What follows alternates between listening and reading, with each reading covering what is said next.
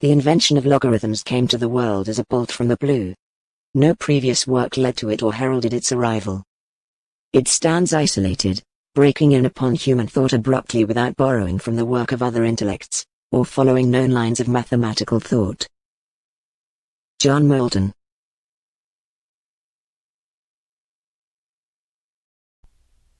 Olá! Desde o nosso primeiro vídeo, eu tentei chamar a atenção para o fato que o cálculo não foi invenção de uma pessoa, ou duas, né? Newton e Leibniz. O cálculo foi um amadurecimento, né, de uma ideia que remonta aos gregos, né, e foi evoluindo e que, quando culminou na criação, né, nas obras de Newton e Leibniz, já havia antes um clima que indicava que chegaria-se eventualmente a esse trabalho.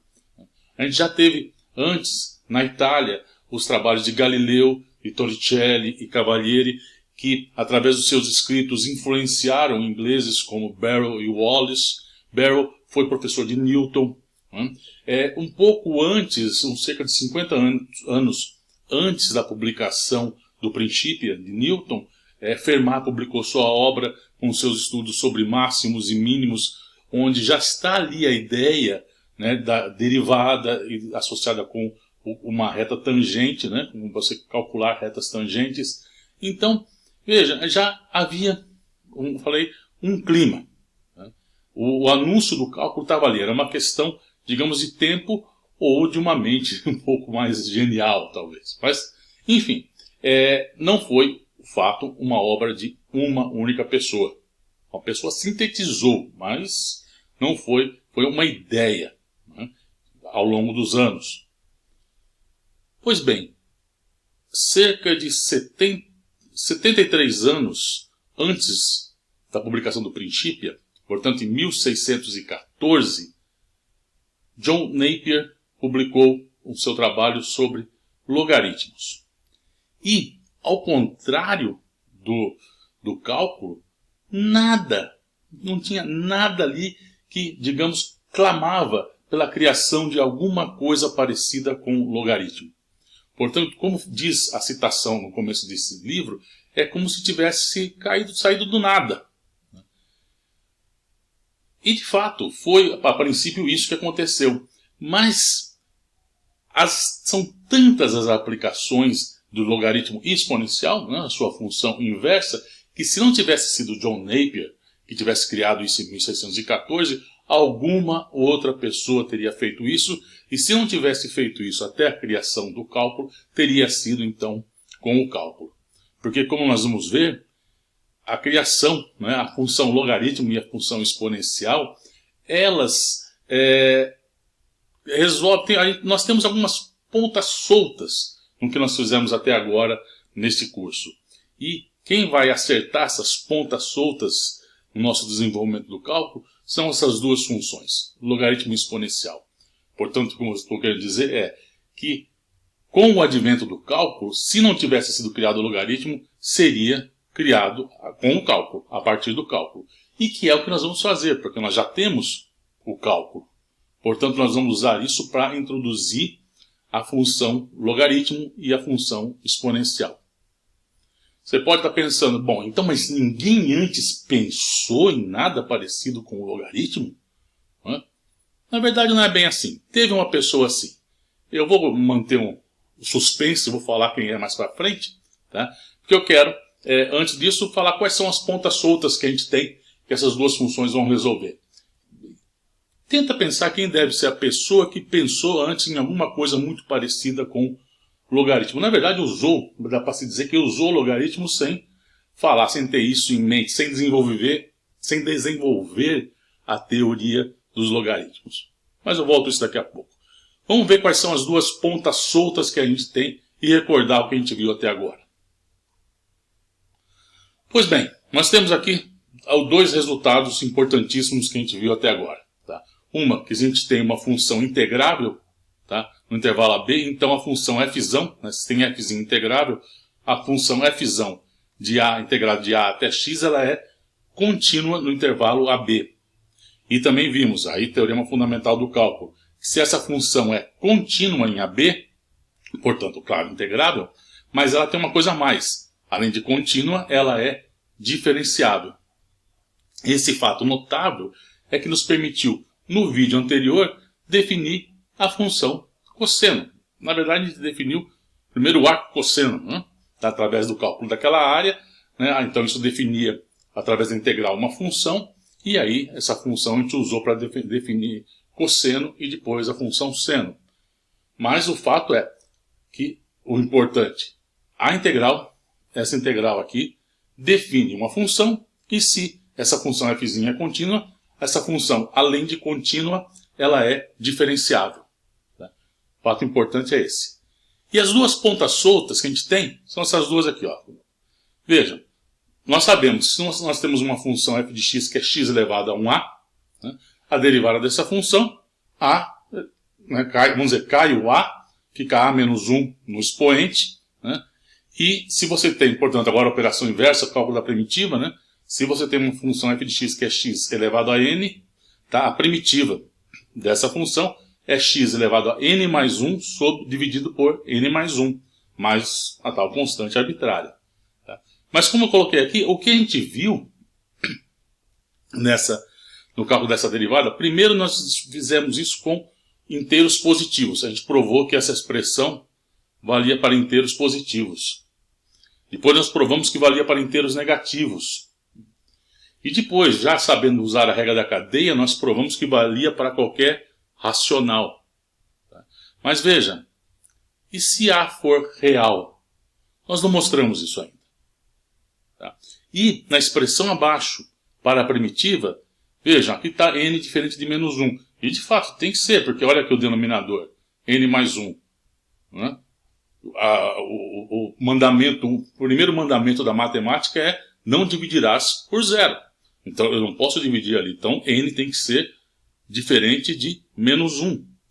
Então nós ficamos com uma situação. Bom, primeiro, essa expressão vale para real também. Tá? E aqui no caso, quem é a primitiva de x a n quando n é igual a menos 1? Tá? Tem essas duas coisas ainda que faltam resolver, nós não resolvemos e ficamos quietos a respeito disso. Agora nós vamos resolver. Tá? Nós vamos resolver esse problema agora. Bom, pois bem, como que nós vamos colocar, né, como eu falei, a função logaritmo e a função exponencial vão resolver isso, mas como que nós vamos definir essas funções? Vamos pensar na seguinte situação, tá, que todo mundo já enfrentou pelo menos uma vez na vida, principalmente quando começou a estudar. Problema entre multiplicar e somar. Multiplicar é uma coisa que, bom, não vou dizer que cansa, né, mas é uma coisa muito mais trabalhosa do que somar. Então, claro que é preferível você, quando você começou a estudar e a fazer uma prova de matemática, você torcia para cair uma soma, não uma multiplicação. Né? Mas esse já foi. Hoje, claro, hoje todo mundo tem acesso fácil a uma calculadora, então o problema de multiplicar números grandes, né, essa tarefa muito trabalhosa, né, já não é mais assim uma coisa, né, assustadora. Mas, antigamente, esse era um problema prático muito grande. De fato, é um problema prático que levou a uma situação muito singular, interessante na história. Isso vai nos remeter àquela pessoa que eu falei, que quem a gente achava que se debruçou sobre um problema que acabou envolvendo logaritmos, que praticamente usou, né, logaritmos, mas não estudou essa função porque o problema era outro. Quem você acha que é? Super Arquimedes, né? É claro. O que aconteceu? Na época, claro, Arquimedes, diz a lenda que ele queria estudar matemática, se dedicar inteiramente aos estudos de matemática. Mas o rei de Siracusa, o trabalho do Arquimedes era muito importante para os trabalhos de engenharia, os trabalhos militares, armas que ele pensava, enfim, os trabalhos dele em física. Então, a contribuição, né, do Arquimedes era fundamental para o reino, mas ele queria estudar matemática, né, os problemas matemáticos. E aí reza a lenda que quando ele expressou esse desejo para o rei de Siracusa, ele falou: tudo bem, só que antes eu quero que você me resolva um problema. Eu quero que você conte quantos grãos de areia seriam necessários para preencher todo o universo. Bom, quando o rei falou isso, claramente ele pensou: bom, ele vai ter que pensar nisso para o resto da vida, né? Então ele vai continuar o resto da vida aqui trabalhando para mim. Eu não preciso falar: não, ok, já agradeço os seus serviços, pode estudar matemática. Bom, Arquimedes foi pensar no problema, né? Tá? E aí, foi aí que ele chegou numa coisa que é praticamente já logaritmo exponencial. Na verdade, ele até prova e usa isso, a lei das somas dos expoentes nas bases, né? Um 10 elevado a A multiplicado por 10 elevado a B é 10 elevado a A mais B. Né? E por que Arquimedes precisou disso? Bom, o problema dele era isso: contar grãos de areia. Tá? Tanto que o livro que ele acabou escrevendo chama-se O Contador de Areias, de grãos de areia. Né? O Contador de Areias. E qual era o problema? Bom, primeiro, você tem que ter a quantidade de grãos de areia. Todo mundo imagina que vai ser uma coisa absurdamente grande. Né? O universo conhecido, claro, ele tentou estimar o número de grãos de areia para preencher o universo dentro do que era conhecido, tido como universo na época, né, do modelo de universo dele. Só que tinha uma limitação, né, o número. O maior número conhecido na época, isso aí que eles tinham para lidar, era chamada miríade. Uma miríade é o que hoje equivale a 10 mil. Né? Hoje seria 10 mil. Então, como que ele iria fazer para contar coisas maiores do que 10 mil? E foi aí que ele fez uma relação muito parecida que a gente tem relacionando como se fosse uma PA com uma PG, né? E com isso conseguiu estabelecer uma coisa, né, muito parecida, né, praticamente, como eu falei, se ele talvez tivesse dedicado a estudar a função matemática, ele chegaria no logaritmo e na função exponencial, porque ele já estava praticamente trabalhando com isso. Né? Mas então, ele usou isso para tentar calcular então estimar o número de grãos de areia do universo. O contador de areias é provavelmente aquilo que a gente pode ter como sendo o primeiro artigo científico, vamos assim dizer, da história. Pois bem, mas então, agora voltamos aqui ao problema do Homer. Tá? A questão então de multiplicar, né, pegar números muito grandes, né, no caso dos grãos de areia, e tentar trazê-los para uma coisa mais palpável, que você possa manipular mais facilmente. Né? Pois bem, então como que a gente poderia fazer isso? Aqui. Uma ideia simples. Tá? Tentar transformar multiplicações em somas. Tá? E como que a gente pode fazer isso? Usando funções. Que a função que ela faz? Vai um conjunto, leva no outro. Pega um número, me leva no outro.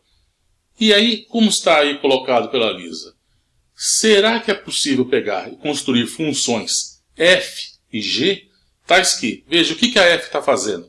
A f pega uma soma, está somando x com y, e o resultado é o produto do resultado desses dois números. Então, o que a f está fazendo? Tem o x e y. Pego, somo os dois. Aí a função me leva num outro número. Tá? A gente quer saber o seguinte: será que tem uma função tal que faça o seguinte? Se esse resultado, né, quando ele soma os dois números e me leva num outro, se ele não pode ser o mesmo que, pegando esses dois números que eu estou somando, a f me leva o x num, o y em um outro, e aí multiplica os dois. O resultado é o mesmo que quando ele aplica na soma. Será que tem uma função desse jeito? E, bom, essa aí, o que essa função está fazendo? Ela está pegando uma soma e levando em um produto. Eu também quero, então, a função que faz a coisa contrária. Né? Essa aqui, então, ela está pegando dois números que eu estou denotando por xi e eta. Né? Então, essa função g, quando age em xi e eta, o resultado é o mesmo que eu tenho se eu tivesse pegado a função g e fazendo ela tomar aqui o valor em si e somar com o resultado do g em eta. Então essas duas funções fazem isso. Então a f pega uma soma e leva numa multiplicação. E a g está pegando uma multiplicação e levando numa soma. Então, se eu consigo encontrar essas funções fazendo isso, meu problema está resolvido, né? Eu consigo transformar a multiplicação numa soma, então eu pego aquele problema que envolve números muito grandes, que vai ser o resultado de multiplicações, né?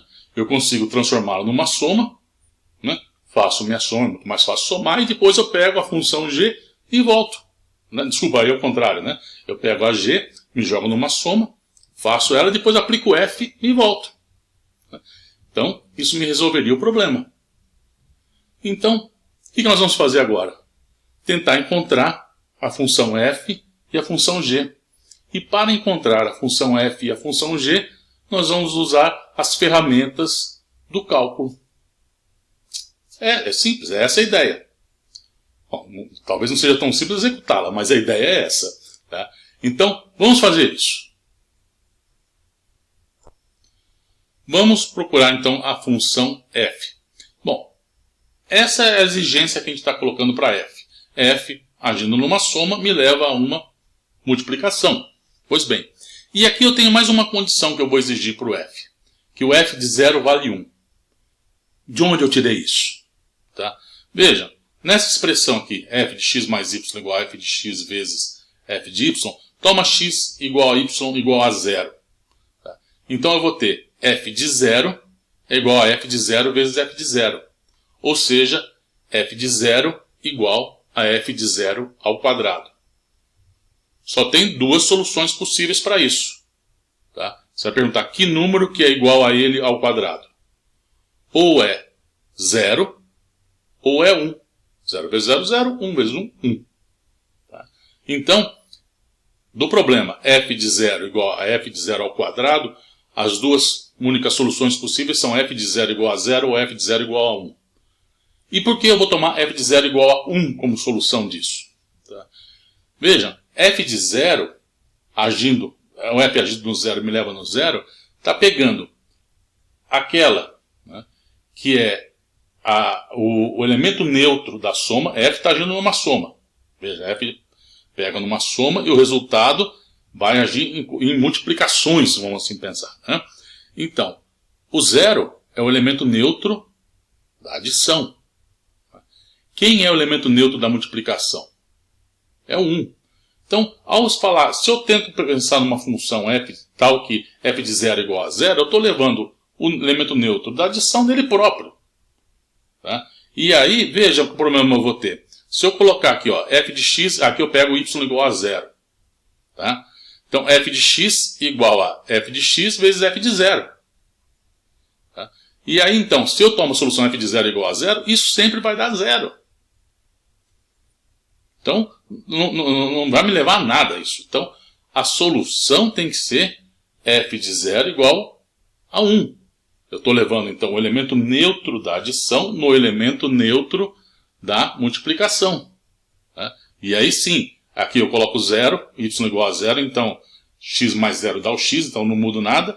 E aqui vem o neutro da multiplicação, o f de 0 dá 1, porque aí fica f de x vezes 1. E aí fica coerente essa expressão. Tá? Pois bem, então essas são as condições que eu vou exigir para a função f. E para tentar achar a função f, eu vou primeiro me perguntar o seguinte: quem seria a derivada desta função f? Tá? Bom, para saber isso, vamos calcular a derivada da f. Definição da derivada: f' de x. Limite para h indo para 0 do f de x mais h menos f de x sobre h. Só que, qual a propriedade da função f? Esta aqui. Então, onde está aqui f de x mais h, eu vou usar essa propriedade. Tá? Então, eu vou escrever isso como o f de x mais h, como f de x vezes o f de h. Tá? E agora, eu vou pegar o seguinte, eu vou pegar esse f de x aqui e vou colocá-lo em evidência. E como o limite envolve a função h e f de x não tem h nenhum nele, esse vai sair fora desse limite aí, né? Então eu posso deixar ele aqui para fora. Então vai ficar f de h menos 1. Mas 1, vejam, 1 é f de 0. Então aqui fica f de h menos f de 0 sobre h. E agora, esta quantidade aqui, tá, esse limite de f de h menos f de 0 dividido por h, nada mais é do que a derivada da função f em 0, calculado no ponto 0. Tá? Portanto, eu v' escrever então f' de x é um alfa vezes f de x, onde alfa é justamente essa expressão aqui, é o f' de 0. Tá? Essa constante alfa é o f' de 0. Então, temos aqui uma equação para a função f, que é f' de x igual a alfa f de x. Pois bem. Agora, vamos ver o que é possível descobrir em relação à função g. Vamos para a função g. Então, bom, se a f satisfaz isso, a função g, esta era a condição que eu estava exigindo, né? E aqui também eu vou exigir, então, análogo a essa situação aqui. Então, a função g vai me pegar o elemento neutro da multiplicação e vai me levar no elemento neutro da adição. Está aí o g. Tá? E, vejam, a função f, g, tá? Bom, não são exatamente uma inversa da outra, quase. Vamos ver isso. Tá? Vamos pegar, então, olha, a g agindo na função f. Tá? Então, o que acontece? G agindo em f, bom, aqui eu vou pegar o quê? Quem que a função f faz? A f transforma a minha soma numa multiplicação. Então, g de f de x mais y é g aplicado no produto de f de x com f de y. E agora eu vou usar a propriedade da função g. Qual? Esta aqui de cima. Vejam, ela agindo numa multiplicação me retorna a soma. Né? Então isso aqui vai ser g agindo em f de x mais a g em f de y. Tá?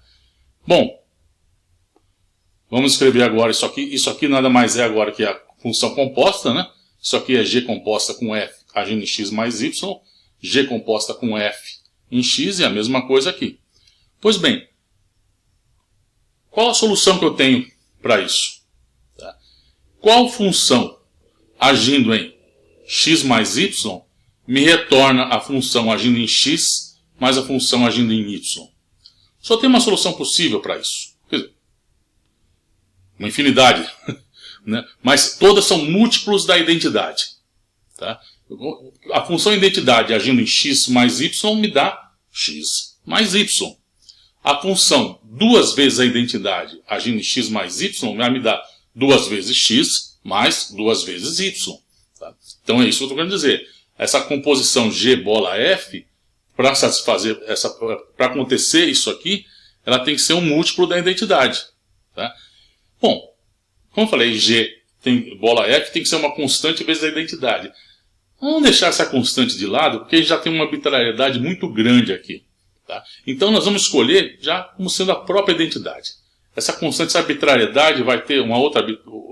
Já temos o alfa lá, aquele f' de 0, que já é arbitrário o suficiente para a gente poder esquecer isso e trabalhar, poder fazer essa escolha diretamente. Tá? Vamos simplificar também as nossas notações aqui. Então, G bola F eu vou supor que é a identidade. E, portanto, agora sim eu vou identificar diretamente G como sendo a inversa da F. Tá? Pois bem, então, se a G é a inversa da F, e o fato que eu já sei a derivada da F, a menos daquele alfa, né? Tá? Mas eu já sei uma expressão para a derivada da função F. E agora eu sei que G é a inversa da F. Ora, eu já sei como relacionar, como encontrar a derivada de uma função inversa. Né? A gente já viu isso, o teorema da função inversa para a derivada. Então, agora eu posso calcular também a derivada da função G. Vamos fazer isso. Tá? Vamos recordar o nosso teorema. Tá? A derivada de uma função inversa é 1 sobre a derivada da função original, a função de ida, calculada no ponto f a menos 1 de x. Tá? Então nós já vimos isso, já usamos isso para calcular as derivadas de algumas funções. Então vamos usar isso agora aqui. Então, quem que é a derivada da função g? Ora, a função g é f a menos 1. Então, a derivada dela é a derivada. É 1 sobre a derivada do f, agindo em f a menos 1 de g. Que é g, né? Tá? Agora, quem é f'? A gente acabou de ver que f' de x é alfa f de x. Tá? Então, é o que eu coloquei aqui. F' é alfa vezes f do x, quer dizer, do argumento. E o argumento é f a menos 1 de x. Então, aqui está f a menos 1 de x. Tá? E, pois bem, f de f a menos 1 é o próprio, essa é a identidade. Então, aqui o resultado é 1 sobre alfa x. Veja que simples ficou a expressão para a derivada da função g. É só encontrar agora, pegar, para saber quem é a função g, exceto por esse alfa, que é uma constante. Tá? Então, isso não é uma preocupação para efeitos de encontrar a primitiva. Né? Então, agora eu preciso, para encontrar a função g, eu preciso do quê? Saber a primitiva de 1 sobre x. Ou a primitiva de x a menos 1. Mas esse era um problema que a gente tinha. Certo? Então vamos resolver esse problema. Teorema fundamental do cálculo. Tá? Nós sabemos, então, g de b menos g de a, a integral de a até b dessa função g'. Tá?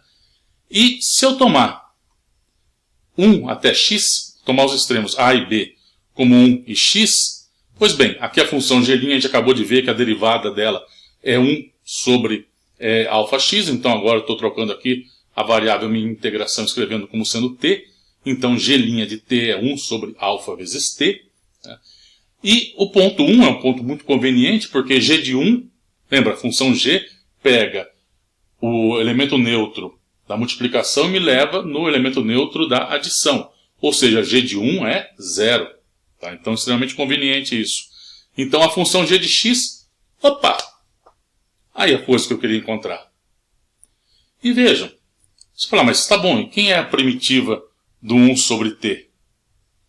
Vejam, o teorema, como a gente recordou agora no começo, se a minha função está sendo integrada é uma função contínua, portanto, ela é integrável e a integral dela, de 1 até esse x aí, me define uma função contínua.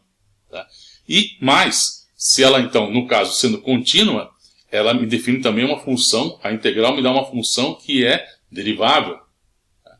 E aqui, a função 1 sobre t, em toda reta real positiva, né, exceto para x, por ponto, no caso aí t igual a 0, para todos os outros pontos a função é uma função contínua. Então vejam, esta integral aqui, essa integral, me define uma função. Assim como a gente fez no vídeo passado, onde a gente pegou o quê? Nós usamos uma integral para definir uma função e depois mostramos que essa função era uma função conhecida, mas nós usamos a integral para definir uma função. E foi uma das lições que a gente aprendeu no vídeo passado. Eu posso usar uma integral, né, para me definir uma função.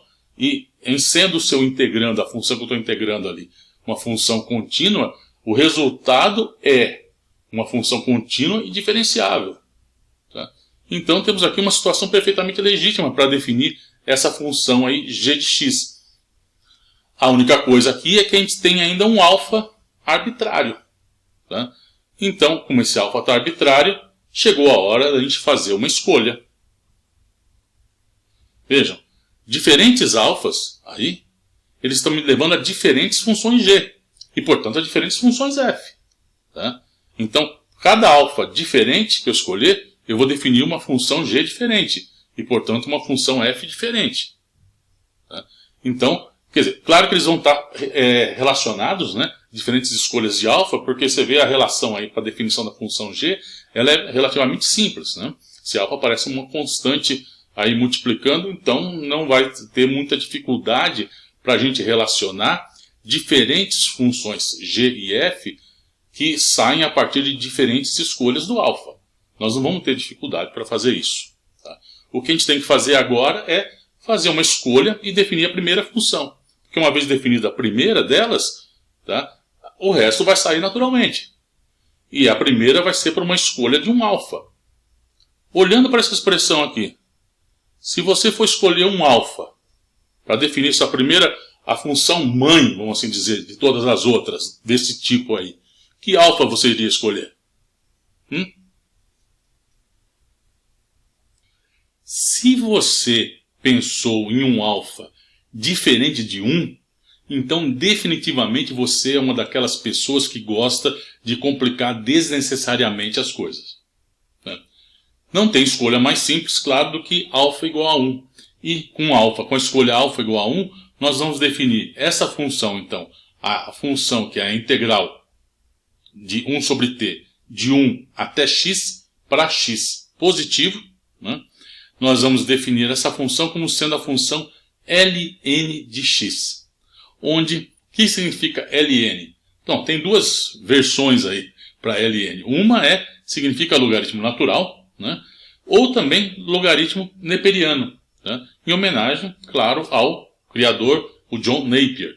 Né? Não seria naperiano, aqui o nome Napier em latim era Neper, né? Então, neperiano. Notações alternativas, log de x ou log de x na base e. Vejam, muitos livros vão usar log de x como significando o logaritmo natural. Tá? Muitos livros vão fazer isso. Tá? Vai estar implícito neles. Tá? Na verdade, livros matemática pura, logaritmo é logaritmo natural. É esse aí. Né? Mas, se você vai pegar e ir para outras áreas, né? Áreas que usam, por exemplo, você vai ver engenharias, computação, onde você está interessado, você tem bases binárias, né? 1, 2, né? Você usa, como a gente vai ver daqui a pouco, uma expressão um pouco diferente dessa. Né? Assim como se a gente está querendo trabalhar com 10 elevado a alguma coisa. Nós vamos ver daqui a pouco. Daqui a pouco eu vou chegar nisso. Né? Mas aqui, então, como falei, então, log, em muitos casos, esse aqui sem nenhuma referência em textos de matemática, muitas vezes significa esse ln aqui. Tá? Eu vou usar ln de x por uma simples razão. É o que eu estou acostumado. Né? Então, nós vamos usar essa aí. Tá? O livro nosso não usa, ele usa log. Né? Usa log para expressar o logaritmo natural. Mas como eu falei, como eu estou acostumado, eu vou usar o ln, porque em algum momento, por causa do hábito, eu faria confusão se eu estivesse trocando notação. Então, segue. Né? Vamos seguir, então, com essa notação, que é, aliás, muito usual também. Tá? Pois bem, como que... bom, isso nos dá uma interpretação muito interessante para o logaritmo de um número. O que significa o logaritmo de um número? Logaritmo de 8. Tá? Você vai apertar seu botão na sua calculadora, ln de 8, vai sair um número, e aí você vai falar, o que significa esse número? Esse número é uma área. Tá? Então, quando eu pego, integro, então, a gente já sabe, essa é a definição da integral. Né? Tá? A integral, então, é a função 1 sobre t. Essa é a função. Nós definimos a função ln como sendo uma integral de 1 até x. Portanto, se x for maior do que 1, tá, o resultado da minha integral é a área entre esta curva e o eixo x. No caso aqui, desculpe, no caso aqui o eixo t. Né? E isso calculado de 1 até o x. Portanto, ln de x é esta área aqui. Tá? Então, aquele númerozinho que a calculadora aqui retorna é a área entre esta curva e esse eixo, o eixo horizontal aqui. Até esse ponto, de 1 até esse ponto. E o gráfico da função ln não é muito difícil de imaginar. Porque, vejam, quando x for maior do que 1, claro, isso é uma área, então isso é um número positivo. Se x for menor do que 1, então se o x estiver aqui, então vai ficar a integral de 1 até x. A integral de 1 até x, como x é menor do que 1, Isso é menos a integral de x até 1. A integral de 1 até x é menos a integral de x até 1. A integral de x até 1, esta sim, é uma área, se o x estiver aqui, vai ser essa área, né? E aí sim, esta é positiva. Mas então, como tem um menos na frente, então o resultado é um número negativo. Portanto, a integral de 1 até x, sempre que x for menor do que 1, é um número negativo. Então, o gráfico da função ln para x menor do que 1 tem que assumir valores negativos. Para 1, ele tem que ser 0 e depois ele é positivo. E vejam, qual que é a derivada da função ln? Bom, ela foi construída para isso, a derivada é 1 sobre x. Isso significa então que, bom, 1 sobre x para x positivo é sempre positivo. Então a minha função ela é sempre crescente. 1 sobre x, que é a derivada do ln de x, é sempre positivo. Então ela é sempre crescente. Mas veja, à medida que eu aumento x, como o x está no denominador, 1 sobre x, esta razão vai diminuindo. De modo que, quando o x é cada vez maior, x está indo lá para, digamos lá, o infinito, o que vai acontecer? 1 sobre x tende a 0. Então, à medida que cresce o gráfico do logaritmo, ele vai tendendo a um comportamento, como se fosse uma coisa com inclinação 0. Ao passo que quando o x tende a 0, ele tende a infinito e, portanto, a inclinação corresponderia a π sobre 2. Então, bom, fazendo isso é fácil imaginar, então, que o gráfico é isso aqui. Como eu falei, ele tende aqui, quando ele vai indo para crescendo, a um comportamento como se fosse uma reta aqui horizontal, porque 1 sobre x está indo para infinito. Aqui parte negativa, maior que 1 positivo, sempre crescendo, mas a taxa de crescimento sempre diminuindo. Então ele cresce muito rapidamente, mas depois ele vai diminuindo à medida que x vai crescendo. Pois bem, podemos usar também essa definição que a gente deu para provar algumas propriedades desta função agora. Assim como a gente fez no caso do cosseno e do seno no vídeo anterior. Nós obtivemos propriedades destas funções usando no cálculo. Usando, por exemplo, o fato que as funções seno e cosseno satisfaziam uma equação. Nós usamos isso para provar algumas propriedades daquelas funções. Vamos fazer o mesmo agora aqui. Vamos ver algumas propriedades dessa função. Aqui temos, veja, vamos mostrar esses três resultados aí. Se temos então x e y números positivos, então o logaritmo do produto xy, o logaritmo de x mais o logaritmo de y, tinha que acontecer isso. Ele foi feito para isso, mas vamos fazer isso, vamos mostrar isso, vamos fazer agora como se a gente não soubesse. Depois que ln de x a alfa é um alfa ln de x, eu vou fazer isso, aqui a gente vai fazer para alfa inteiro, agora. Mas daqui a pouquinho nós vamos generalizar isso aí. De modo a esse alfa aí ser qualquer número real. É que a gente ainda tem esse problema do x a alfa aqui. O que ele significa? Isso aí, daqui a pouquinho a gente vai resolver. E depois, essa outra ln de x sobre y é o ln de x menos ln de y. Que no fundo é essa mesma relação aqui, só escrita de uma outra forma. Bom, para provar então a primeira expressão, vamos fazer como a gente fez no vídeo anterior, quando eu queria encontrar uma expressão para cosseno de x mais y. Aí eu falei, vamos escolher um y e mantê-lo fixado. E vamos então aí trabalhar com essa expressão. Vamos fazer a mesma coisa aqui. Eu vou considerar a função então ln de x e y, e eu escolho um y e mantenho esse y fixado. Quem é variável aqui é o meu x. E agora eu vou calcular a derivada dessa função. O f' de x. Para isso vou usar a regra da cadeia. Então, veja, aqui é o logaritmo de xy. O logaritmo está agindo, esse logaritmo natural, em xy. Se você não está muito confortável com isso, pense que aqui tem um parênteses aqui, abrindo antes do x, fechando depois do y. Então, a regra da cadeia me diz o quê? Que isso vai ser a derivada do logaritmo em relação ao argumento, e depois desse argumento, né, em relação a x. Né? Então é uma função constante. Né? Então aqui o argumento, quem está aí, o xy, é uma função e o logaritmo é a outra. Então, usando a regra da cadeia, isso vai ser a derivada do logaritmo no argumento dela, que é xy, vezes a derivada desse argumento xy em relação a x. A derivada de xy em relação a x é y. Tá? Então esse ponto aqui não é um ponto nessas duas funções, mas é um ponto agindo nessa função toda aqui, multiplicando essa função toda. A função derivada de ln, tá? Um argumento xy.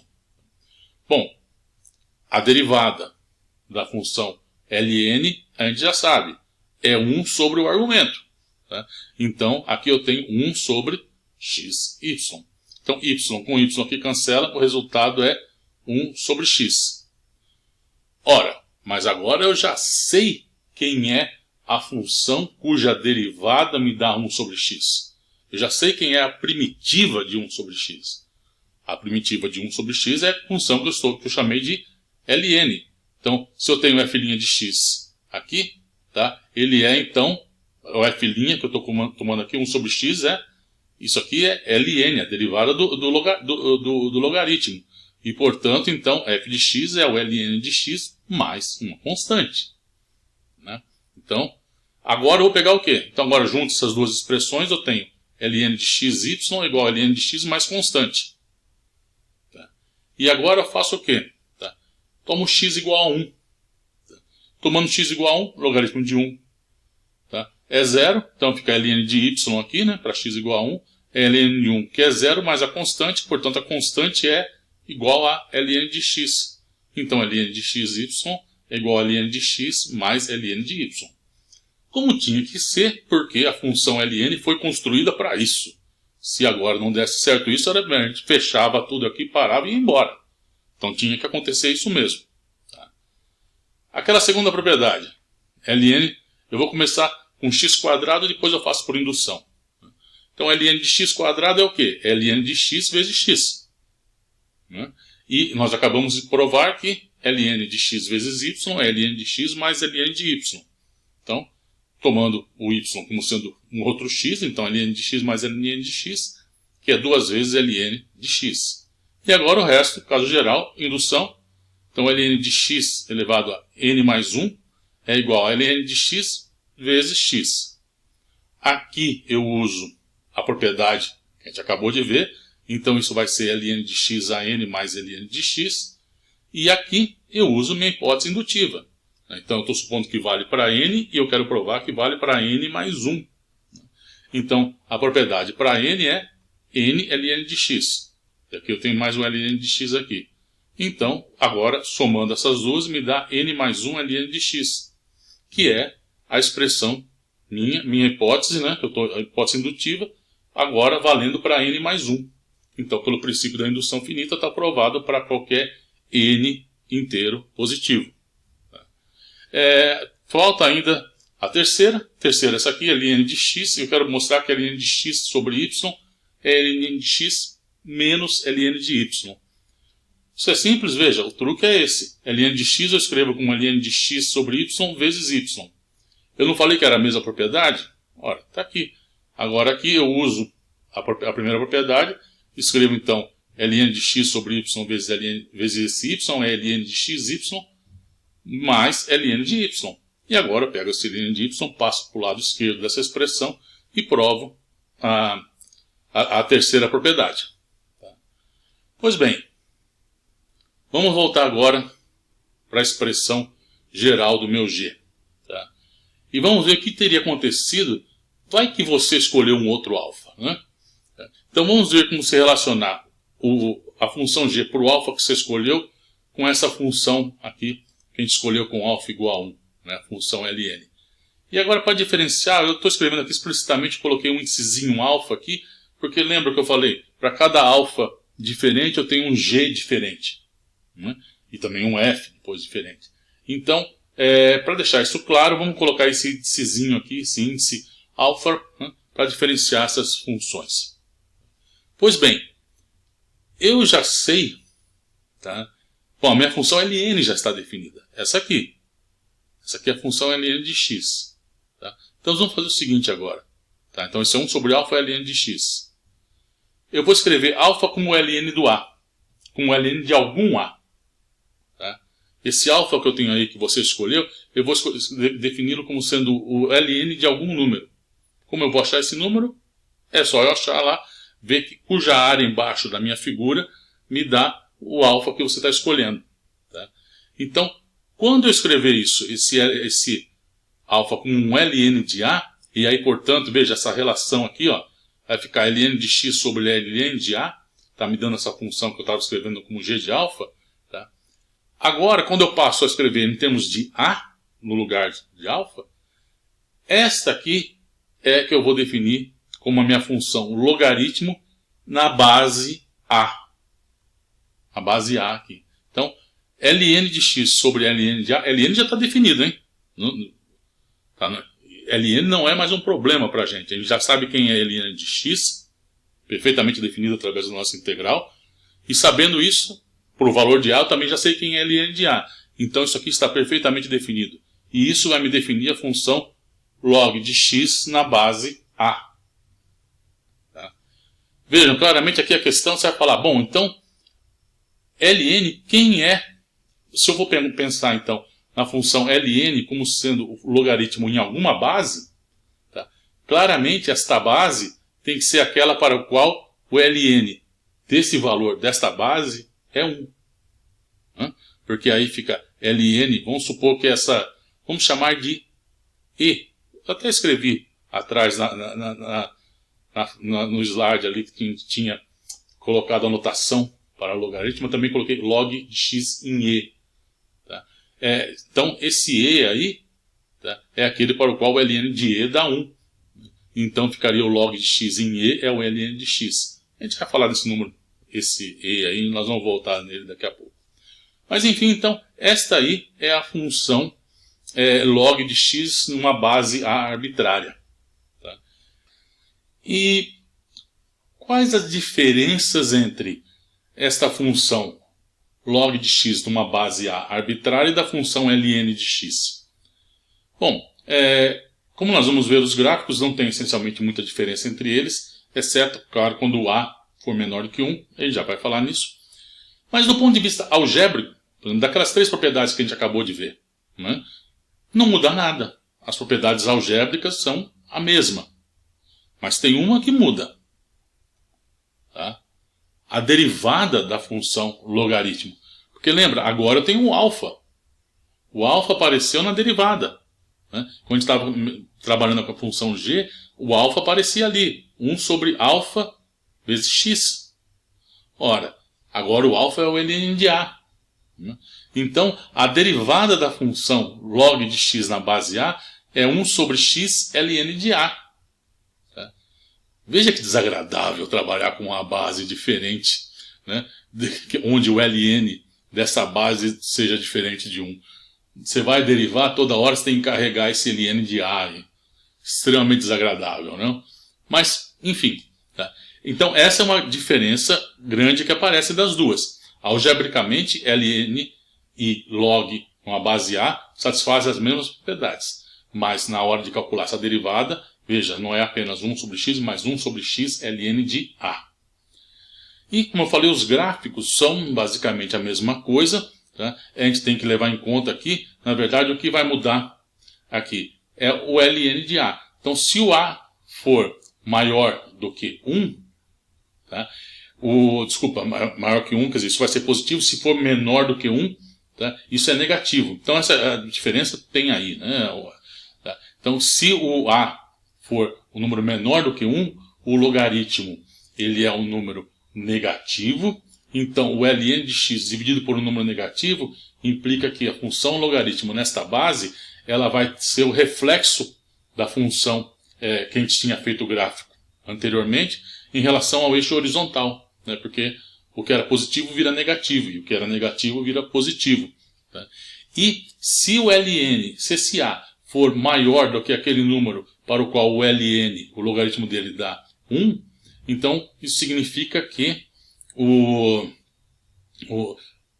denominador é maior do que 1. Então, se ele é maior do que 1, a razão é menor, quer dizer, o número ln de x dividido por esse número é menor do que ln de x.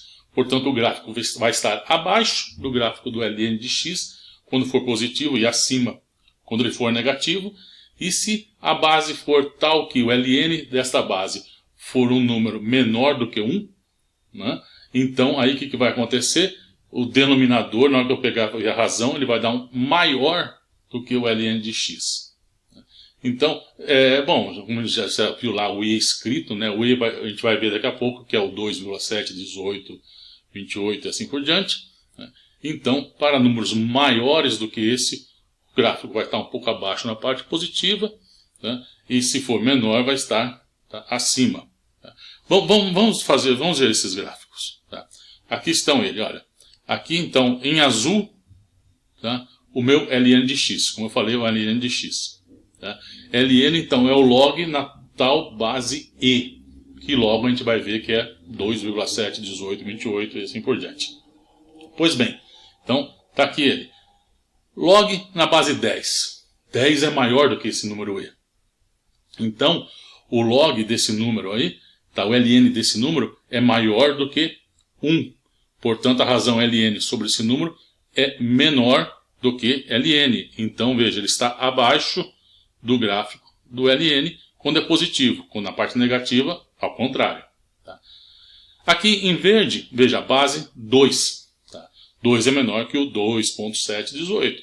Então, o ln desse número, tá, ele é menor do que 1. Então, eu estou pegando ln de x e dividindo por um número menor do que 1.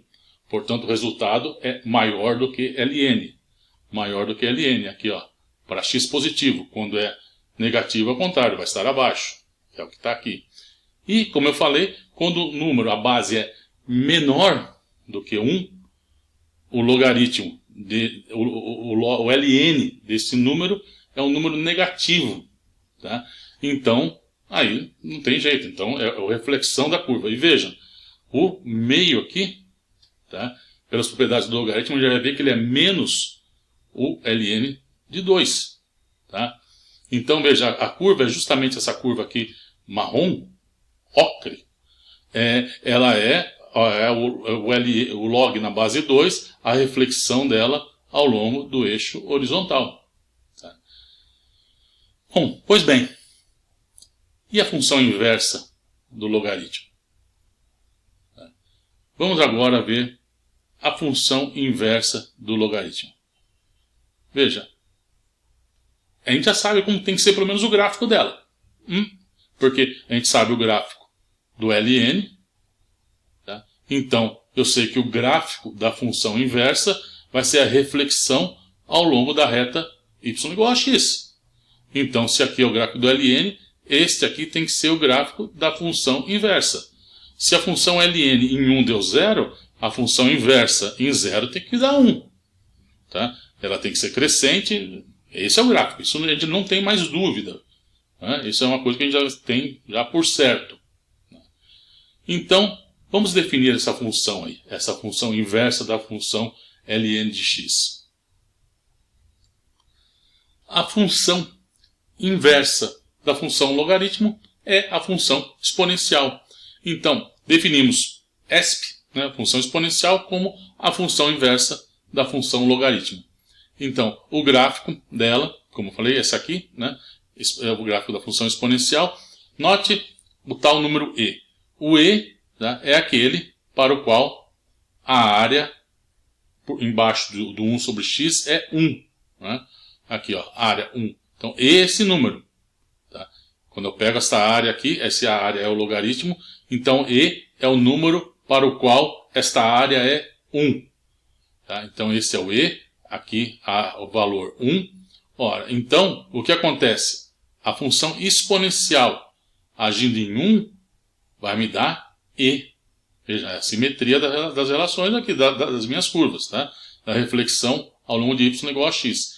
Então, exponencial, a função exponencial de 1 me dá e, onde esse número e é aquele para o qual o logaritmo, tá? Esta área aqui, o logaritmo aqui, que é esta área, é igual a 1.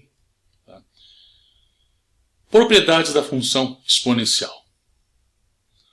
Bom, a primeira, está aí, então na forma de teoria minha, a primeira, a exponencial de x mais y, a exponencial de x vezes a exponencial de y. Bom, tinha que ser, ela foi construída para isso, né? Então basta uma verificação aqui. Tá? Que se não acontecer isso, como falei, vamos fechar as portas e ir embora. Tá? Então essa tinha que acontecer, isso é óbvio. Tá? A segunda já não é tão óbvia, né? A derivada da função exponencial é a própria função exponencial. Essa é a propriedade notável da função exponencial. E isso faz com que ela seja muito, muito, muito importante. Tá? Vejam, ela é a única função para o qual a derivada dela dá ela própria. Tá? Não tem outra função. Tá? Então, a derivada da função exponencial é a própria exponencial. É a única função que acontece isso. Tá? E, bom, vamos mostrar isso. Tá? A primeira tem que ser, então, como que nós vamos fazer? Vamos fazer a mesma coisa, usando o que a gente fez para o logaritmo, o que fizemos para o cosseno e seno. Tá? Então, eu vou chamar x' de exponencial de x, y' de exponencial de y. Tá? Então, escrevendo, então, usando esse fato aqui, significa que x mais y, né? Tá? Se x' é exponencial de x, então, x é ln de x', que é a função inversa. Mesma coisa aqui. Tá? Y é ln de y'. Uso agora aqui a propriedade conhecida do logaritmo. Então, esse logaritmo desses dois aqui. Ora, então, o que eu tenho aqui? Tá? É exponencial. Tá? De x mais y, o que é? Por outro lado, né? Exponencial do logaritmo de x, y. Uma é o inverso da outra. Tá? Então, é o próprio x vezes y. Então, conclusão, tá? Exponencial de x é exponencial exponencial de x vezes a exponencial de y. Tá? Isso aqui porque ó, x' é y', x' é exponencial de x, y' é exponencial de y. Tá? Bom, é o que tinha que ser, nenhuma novidade aqui. Né? O interessante aqui agora é a demonstração aqui da derivada, que acaba sendo uma coisa muito simples. Né? Tá? Eu vou usar então, que ele é a derivada da função, o teorema da função inversa. Né? Então, a derivada da função exponencial é o quê? É a derivada do inverso do logaritmo. E isso aí é o quê? Vai ser 1 sobre a derivada do logaritmo calculado nesse ponto. Ou seja, 1 sobre a derivada do logaritmo calculado no ponto ln a menos 1 de x. A derivada do logaritmo é 1 sobre o argumento. Só que eu estou com um ln aí no denominador. Então esse 1 sobre o argumento vai para o numerador. E o argumento é ln a menos 1 de x. E ln a menos 1 de x nada mais é que exponencial de x. Então, está provado. Derivada da função exponencial é a própria exponencial. Bom, você não vai conseguir esquecer isso, porque não tem como ser mais simples que isso, e você vai usar ainda muito, muito, muito esse resultado. Bom, vamos agora pegar e generalizar isso. Porque a gente já sabe, nós já definimos a função exponencial como a inversa do ln. Só que assim como tem o ln, eu já sei trabalhar com o log numa base A qualquer. Então agora eu vou definir o inverso desta função, log numa base A qualquer. Tá? Então, esta função, para A positivo, né, nós vamos definir A elevado a x como sendo essa aqui, ó, a função inversa do log na base A. Tá? Então, essa é a função A elevado a x. X, qualquer número real, A positivo. Vamos ver as propriedades disso aqui? A elevado a x, essa é fundamental. Tá? É exponencial do x ln de A. Veja, esta é a definição, isso é o que estava faltando para a gente. Porque agora eu sei calcular um A elevado a qualquer x. Tá? Qualquer coisa, qualquer número x. Antes eu sabia x ao quadrado, depois eu sabia x a menos 2, x a meio, né? Depois eu sabia x a 3 meios, mas e x elevado a π? Como que você calcula x elevado a π? Aí está a explicação. Eu sei ln de qualquer número, portanto, sei calcular ln de π. Vejo lá π, vejo quanto que é a área. Pronto, acabei, sei quem é então isso aí. O x é o x que está dado aí. Exponencial de qualquer x, eu sei calcular exponencial de qualquer número real. Então, não importa quem seja x nem quem é ln de a, que número real que seja. Eu sei calcular a função exponencial disso aí. Tá? Então, isso é o meu a elevado a x. Tá? Então, agora, aquele problema de definir o que é isso, eu já não tenho mais. E, veja, agora eu vou poder calcular quem é a derivada também desse cara aí. Pois bem, vamos explorar isso. Tá? Então, veja, log de a na base... Vamos ver primeiro a veracidade disso aqui. Né? Então, vamos tomar o logaritmo disso aqui. Log a elevado a x, log de a x na base a. Qual é a definição disso? Isso é ln de a elevado a x, ln de a. Essa é a definição disso. Ora, mas ln a elevado a x é exponencial de x ln de a. Logaritmo da exponencial, uma é inversa da outra, o resultado vai me dar x ln de a. X ln de a. Ln de a por ln de a cancela, me dá x. Certinho. Tá? E agora, quando a for igual a e, vejam, o que é o da exponencial de 1, vejam. Se é que a função exponencial de x exponencial definida dessa forma é igual à minha função exponencial definida como o inverso da logaritmo, como tinha que ser. Tá? E o que explica, então, o uso dessas duas notações diferentes aí. Né? Tá? Do número elevado a um x como sendo igual a essa função exp elevado a esse x aí. E quanto ao gráfico, tá? O gráfico dessas funções, bom, aqui essa parte aqui é uma mera reprodução dos gráficos das funções logaritmo nas diferentes bases que eu tinha apresentado algumas páginas atrás. E aqui, bom, consequentemente é fácil a gente ver, usando aqui então a reflexão ao longo da reta y igual a x, qual vai ser o gráfico dessas funções. Vejam aqui, a função, por exemplo, é log na base 10. Né? Veja que para valores de x positivos, ela está abaixo do ln de x. Portanto, a exponencial na base 10, né, a inversa dessa aqui, a exponencial na base 10, ela tem que crescer mais rapidamente, né, do que a exponencial na base e. É o que está acontecendo aqui. Para valores negativos, ela está aqui, ó, ela aqui cresce mais, ela tem valores maiores do que a função ln. Portanto, a função inversa, como está aqui, ela tem valores menores. Né? Bom, e aqui então, na base 2, 2 elevado a x, assim por diante, aqui também, né? 2 a menos x, que é 1 sobre 2x, então me dá essa exponencial aqui, ó. Então, esse aqui é o gráfico da exponencial aqui na base 2 de menos x. Então, claramente, aqui a gente vê uma função da outra, né? Tá? Facilmente, através de uma reflexão aqui. Bom, propriedades da função da função exponencial numa base qualquer. Então, tem essas três propriedades aqui, ó. Tá? Então, vamos lá a provar essas, tudo muito fácil. Bom, muito fácil agora, que a gente já sabe como, das definições, já tem a definição que a gente tem. Então, a elevado a x mais y, quanto que é? A elevado a x mais y, definição. Exponencial de x mais y, ln de a. Tá? Então, isso é exponencial de x, ln de a, mais y, ln de a. Tá? Então, agora eu pego, já sei a propriedade exponencial, é o produto de uma vezes o produto da outra. Né? E agora, cada uma dessas aqui é a elevado a x e aqui é a elevado a y. Tá? Novamente, a definição delas. Então, como eu falei, é consequência direta e simples da definição. Essa segunda é a mesma coisa, a elevado a x, depois elevado a y. Isso é exponencial de um y ln de a elevado a x. E agora aqui eu uso de novo agora a definição do a elevado a x. Então, a elevado a x é exponencial de x ln de a. Ora, logaritmo da exponencial, uma inversa da outra, então isso é e a y x ln de a. Tá aqui.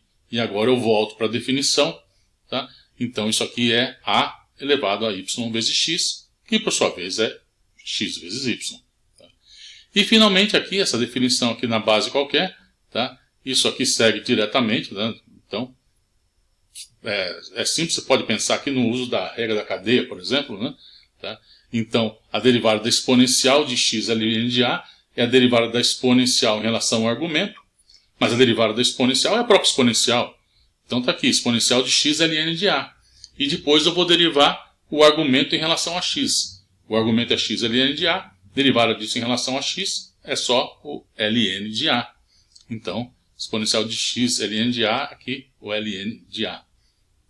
Então, vejam, aqui é uma base qualquer, tem esse inconveniente do ln de a. E, bom, por isso, como eu falei, é muito melhor a gente trabalhar com a base e.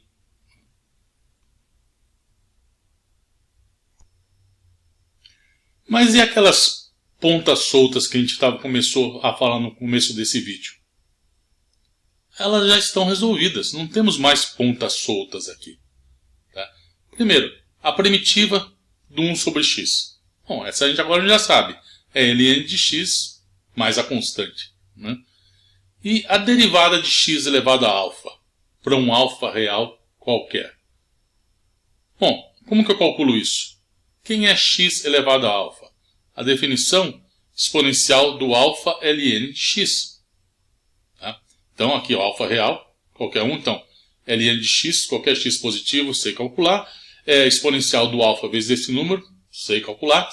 Derivada disso aí. Ora, a derivada disso, da função exponencial, vou ver então uma função composta, é composta de alfa ln de x com a exponencial. Então, a derivada é derivada da exponencial em relação ao argumento.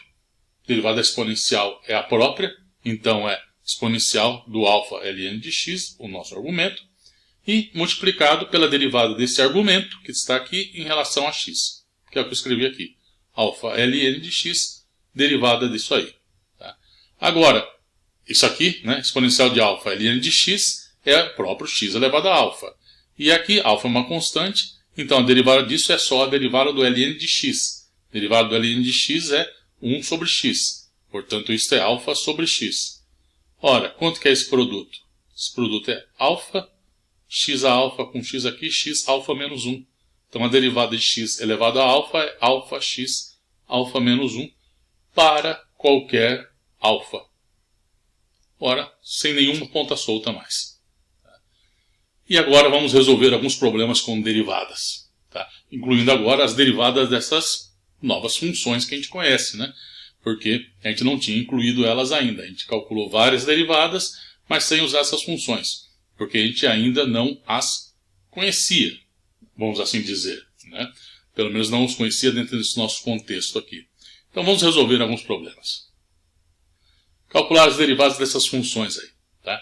10 elevado a x, então exponencial na base 10 de x ao quadrado, da função ln da secante mais a tangente, desta aqui, exponencial de x quadrado multiplicando ln de 1 mais raiz de x, e desta coisa aqui bem interessante, vamos assim dizer, x elevado a x. Tá? Então vamos lá, vamos começar com a primeira. Tá? Então 10 elevado a x quadrado, quem é a derivada disso? Tá? Então essa é uma função composta, regra da cadeia, é a função 10 elevado a um y, onde y é x quadrado. Tá? Então a derivada vai ficar o quê? Aqui, ó, 10 elevado a um y, onde y é igual a x quadrado. Então a derivada desse f aqui vai ser 10 elevado a y, a derivada disso, quem que é? Como a base não é a base e, eu tenho que colocar o ln da base. Então isso é 10 elevado a y vezes o ln de 10. E agora a derivada da função y, x quadrado, está aqui meu y', então é 2x, né? Então aqui 2x, aqui o y, coloquei o y de volta, então é 10 a x quadrado vezes ln de 10. Então essa aí é a derivada da função 10 elevado a x quadrado. A derivada de ln da secante mais a tangente. Bom, novamente, regra da cadeia, então isso vai me dar. Então, fn do ln de y, onde y é secante mais tangente. Derivada do ln do y é 1 sobre y, e depois eu vou ter que pegar o y, tomar a derivada desse y em relação a x. Então, está aqui 1 sobre y, de y em relação a x. Isso aqui é o quê? 1 sobre secante mais tangente, derivada da secante mais a derivada da tangente. Derivada da tangente secante ao quadrado. É muito simples de você ver isso. O cálculo é simples, mas a gente acaba usando tanto que acaba lembrando, mas é simples. Da secante, 1 sobre cosseno, então é fácil você calcular isso também. Tá? vai me dar secante vezes tangente. Tá? É só usar aqui a regra do quociente aqui. Tá? E, portanto, tá? Colocando agora esses resultados aqui, segue então que a derivada vai me dar secante ao quadrado. Né? Eu coloquei a secante aqui, tangente, né? Seno sobre cosseno, então eu coloquei o cosseno na frente para ficar então secante ao quadrado, 1 mais seno, secante mais tangente.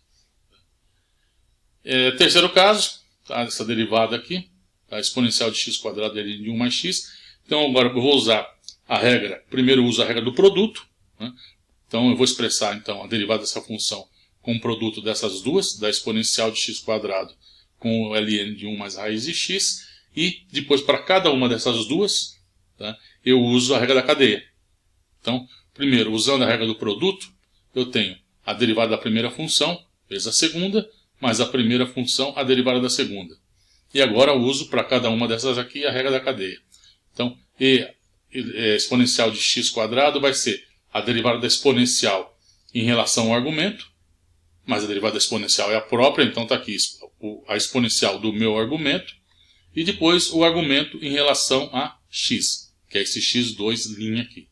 Bom, a derivada do x quadrado é simples, 2x exponencial de x quadrado. E aqui, essa derivada desse logaritmo aqui, então, mesma coisa.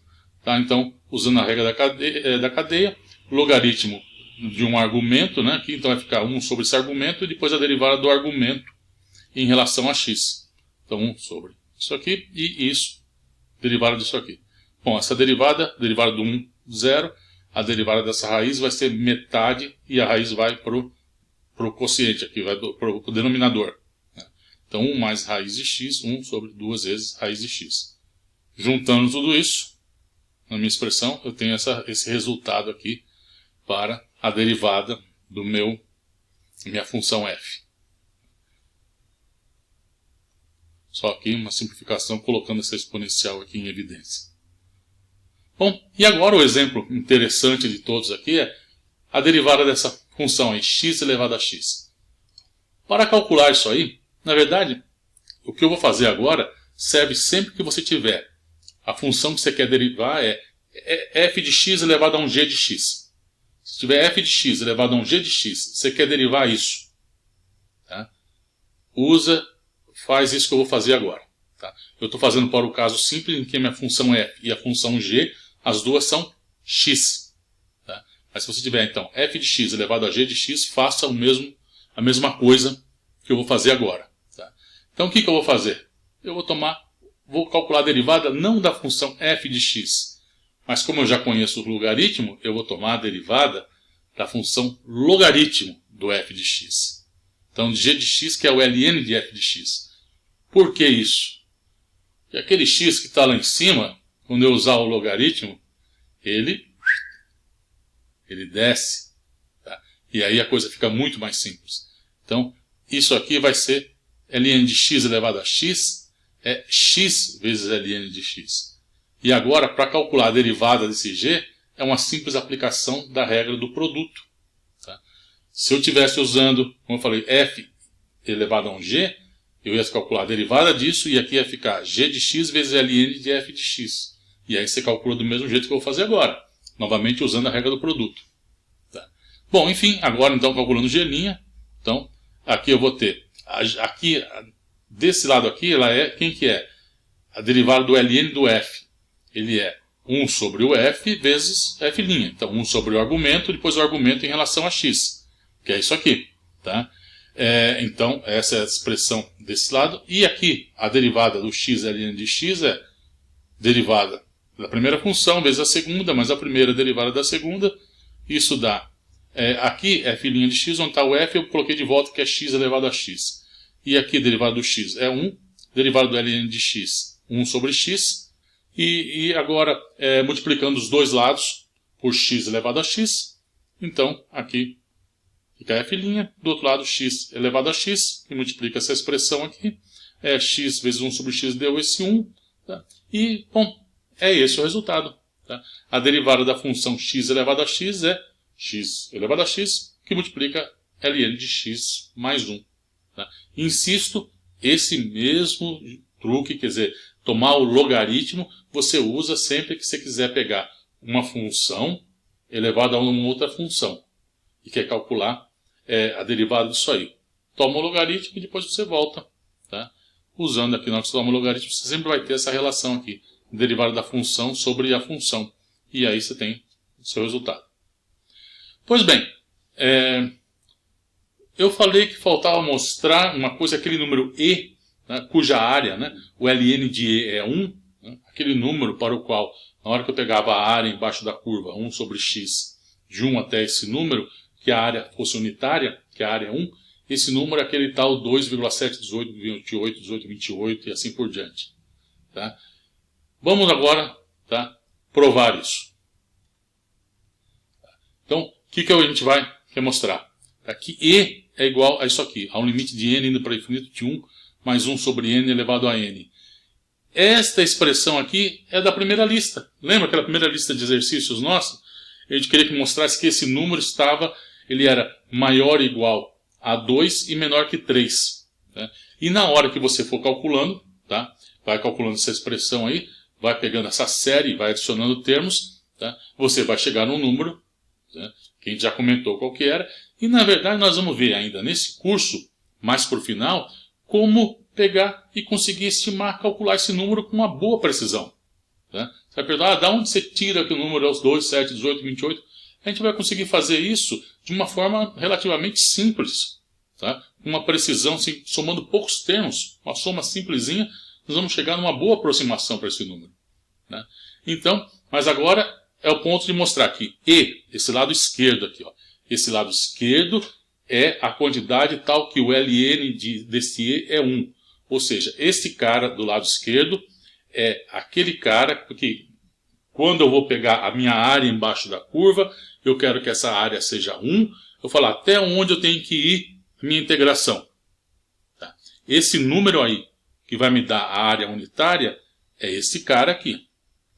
Do lado direito, é uma outra coisa. Tá? É uma soma, que a gente viu na nossa primeira lista, onde nós estávamos fazendo um treinamento aí, usando uma parte da estimativa, que fica entre 2 e 3, uma parte era o uso até do teorema binomial, né?